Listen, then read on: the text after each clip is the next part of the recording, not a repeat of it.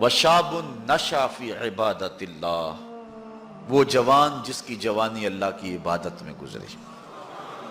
کتنا بڑا اعزاز۔ حضور نے فرمایا الشاب التائب حبیب اللہ، لوگوں سن لو، جو جوان جوانی میں توبہ کرے وہ اللہ کا حبیب ہے۔ اور ایک روایت میں آتا ہے 1000 بوڑھے کے توبہ کرنے سے اللہ کو ایک جوان کی توبہ زیادہ محبوب ہے۔ اور جب کوئی جوان جوانی میں توبہ کرتا ہے اللہ کا عرش بھی خوشی میں جھوم اٹھتا ہے۔ جوانی کی توبہ اللہ کو بہت زیادہ پسند ہے۔ وہ جوان جس کی جوانی اللہ کی عبادت میں گزری۔ جوانی مستی کا نام نہیں ہے، جوانی آوارگی کا نام نہیں ہے، خواہشات کی تکمیل کا نام جوانی نہیں ہے، موڑوں اور چوکوں پہ کھڑا ہونے کا نام جوانی نہیں ہے، مصلی پہ بیٹھ کے رب کے حضور آنسو بہانے کا نام جوانی۔ ایک روایت میں آتا ہے کہ تمہارے بہتر جوان وہ ہیں جو بوڑھوں کی مشابہت اختیار کریں، اور بدترین بوڑھے وہ ہیں جو جوانوں کی مشابہت اختیار کریں۔ تو بہترین جوان یہ ہے کہ جو جوانی میں بڑھاپے جیسا ہو، بوڑھوں جیسے انداز اور اطوار اور عادتیں اپنائے، اچھے اخلاق اور اچھا انداز، اور مصلی کو لازم پکڑے۔ وشاب نشأ فی عبادت اللہ، وہ جوان جس کی جوانی اللہ کی عبادت میں گزرے۔ شب و روز، میں نے کل بھی کہا تھا کہ بڑھاپے کے اندر نیک اعمال کرنا بہت بڑی بات ہے، بہت بڑی سعادت ہے کہ بڑھاپے کے اندر نیک اعمال کیے جائیں، لیکن عبادت کا جو لطف جوانی میں ہے وہ بڑھاپے میں نہیں ہے۔ اللہ اکبر۔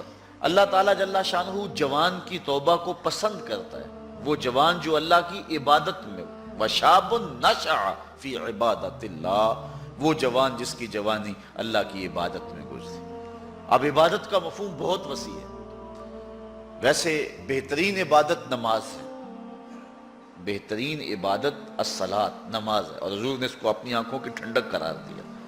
لیکن صرف عبادت کا مفہوم نماز تک ہی نہیں ہے، عبادت کا مفہوم بہت وسعت والا ہے۔ ساری زندگی اللہ کی رضا میں گزار دینا، اللہ کی مرضی کے مطابق زندگی گزار دینا، یہ عبادت ہے۔ اللہ اکبر۔ بعض نے کہا کہ بس اس کی رضا میں اپنے آپ کو گم کر دینا عبادت ہے۔ غلام کو عبد کہتے ہیں نا، اور عبد وہ ہوتا ہے جو اپنے آقا کی مرضی میں اپنی مرضی کو گم کرتے۔ کوئی شخص کسی غلام کو خریدنے گیا نا منڈی میں، جب غلام بکتے تھے، فروخت ہوتے تھے، تو جا کے ایک غلام سو پسند آیا، تو اس نے جب اس کا سودا کیا تو غلام سے پوچھتا ہے تمہارا نام کیا ہے؟ تو غلام کہتا ہے میرا نام کوئی نہیں ہے، جو رکھیں گے وہی میرا نام ہوگا۔ جب غلام ہے تو پھر اس کی اپنی مرضی ختم ہوگی۔ تو ہم اللہ کے غلام ہیں، اللہ کے بندے ہیں، تو بندگی کا حق یہ ہے، اللہ اکبر، کہ ہم سر سے لے کر پاؤں تک اس کے ہو جائیں۔ تیرے ہندیاں سندیاں محبوبہ، میں کافر ہوواں جے میں ہوواں۔ اپنی ذات کو تو فنا کرنا ہے، اپنی ذات کو تو قربان کرنا ہے۔